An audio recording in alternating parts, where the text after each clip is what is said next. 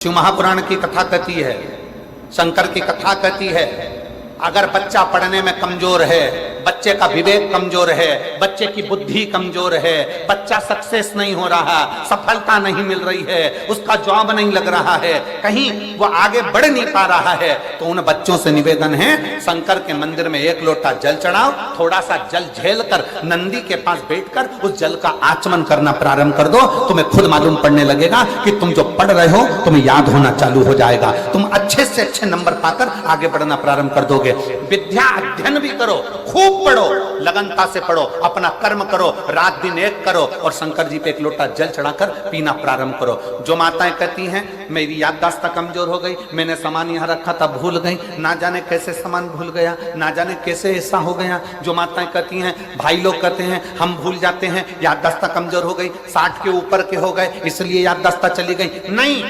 अगर आपकी याददाश्त जा रही है तो आप शंकर जी को एक लोटा जल चढ़ाना प्रारंभ करो, अपने घर से जल भरो, शिव के मंदिर में जाकर चढ़ाओ, उस जल को झेलो, नंदी के पास बैठकर आचमन कर लो, उसको पी लो।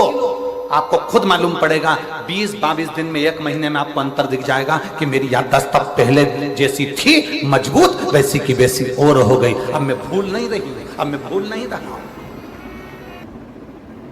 जिस लड़का लड़की का विवाह 30 साल का हो गया, 35 साल की हो गए, लड़का लड़की 40 साल के हो गए, 35 साल के हो गए, उनका अगर विवाह नहीं हुआ है, बहुत रिश्ते आए चले गए, संबंध आए चले गए, या जो बेटा बेटी चाहते हैं कि हम अच्छा पढ़कर एक नौकरी सरकारी प्राप्त कर लें, कोई ऐसा अच्छा जॉब हमारी किस्मत में मिल जाए, उन बेटा बेटियों से निवेदन करूंगा यदि आप चाहते हो तो एक प्रयास जरूर करना, एक प्रयास अपनी जिंदगी में जरूर करें।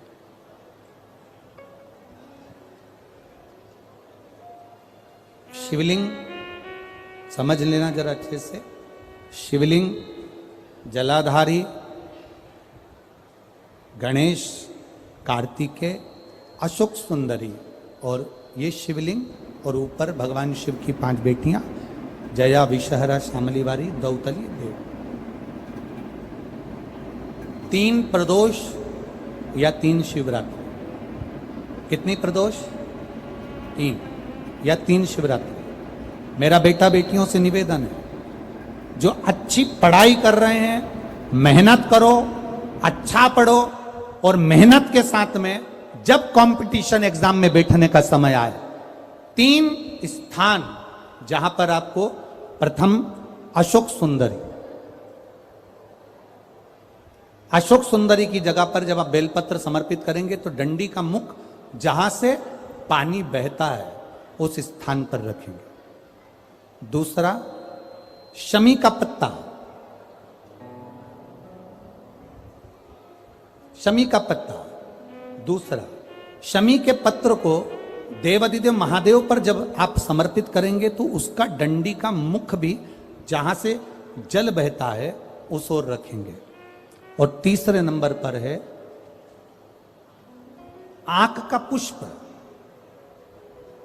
एक पुष्प होता है आंख का सफेद, और एक पुष्प होता है हल्का सा नीला। करें दर्शन आप लोगों ने? जम के तो बोलो जरा, करें ना?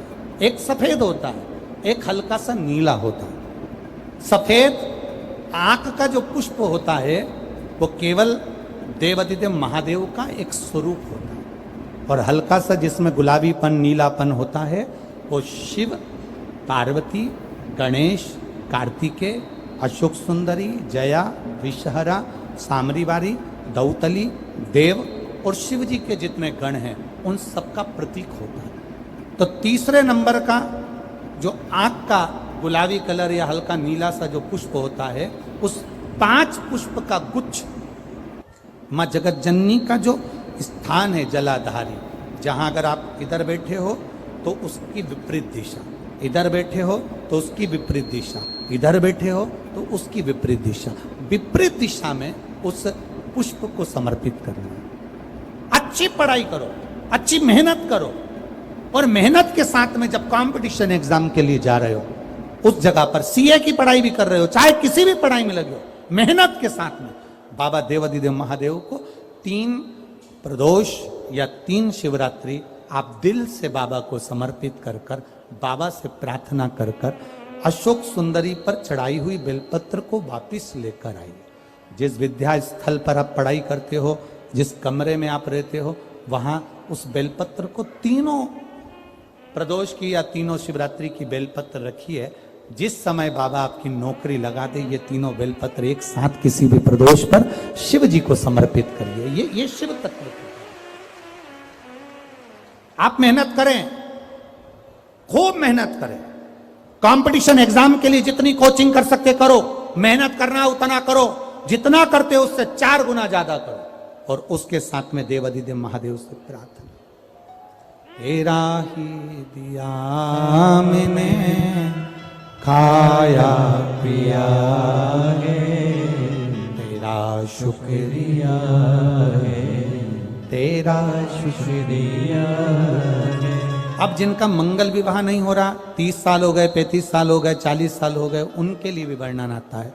एक बेलपत्र, एक शमी पत्र और महाराज वही आंकड़े का पुष्प 5 अपने हाथ में लेकर, बेलपत्री का वृक्ष जो होता है उस वृक्ष के नीचे उसको रखकर शंकर भगवान के मूल मंत्र का स्मरण करते हुए, चाहे तो आप पंचाक्षर करें, चाहे आप षडाक्षर करें, चाहे आप श्री शिवाय नमस्तुभ्यम करें, केवल जो जल का पात्र है वो जल के पात्र से 5 बार जल समर्पित कर कर बेलपत्री के वृक्ष की 7 परिक्रमा कर कर बाबा से प्रार्थना कर कर उस पत्ती पुष्प को लेकर वापिस सजाएं, पूजन वाली जगह पर उसको रख दीजिए और बाबा कृपा करेगा, जितना जल्दी होगा उतना मंगल विवाह आपका पक्का कराएगा, ये निश्चित।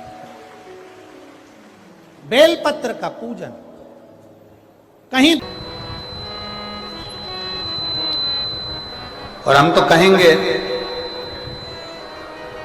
जिनके आंखों में अगर तकलीफ ज्यादा होती है, नेत्रों में कोई रोग ज्यादा हो रहा हो, नेत्र रोग ज्यादा है, तो सुबह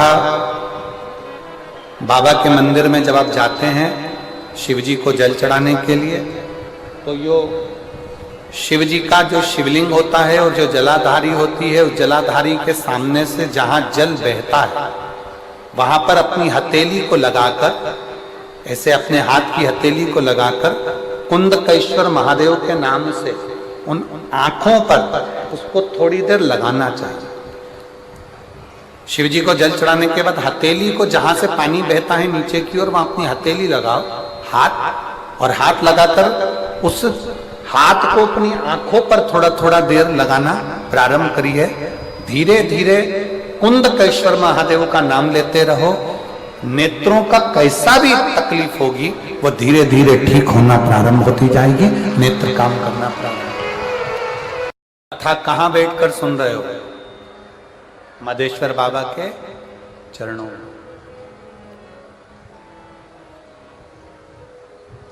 और विश्वास के साथ अगर श्रवण करिए, भरोसे के साथ, यहां आए हो, सेवा कर रहे हो, कोई किसी रूप में सेवा कर रहा है, कोई पानी पिला रहा है, कोई अन्य रूप में सेवा कर रहा है, कोई किसी रूप में सेवा कर रहा है, अपने अपने क्रम में सब लगे हुए हो, वो सेवा का फल खाली नहीं जाता।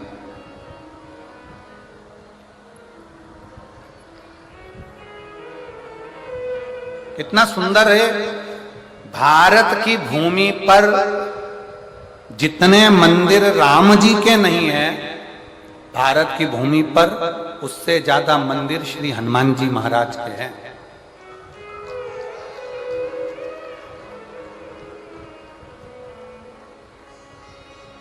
भारत की भूमि पर जितने मंदिर राम जी के नहीं है, गांव गांव में भले राम जी का मंदिर नहीं होगा, पर भारत की भूमि पर सबसे ज्यादा मंदिर श्री हनुमान जी महाराज के हैं। कारण,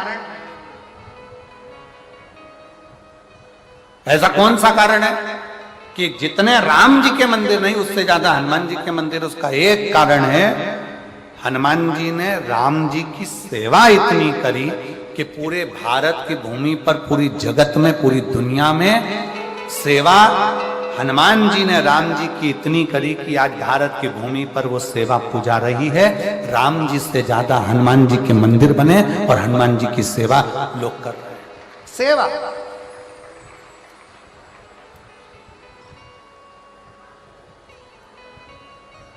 और एक बात और कहना चाहेंगे शिव महापुराण के माध्यम से, भगवान शंकर की कथा के माध्यम से,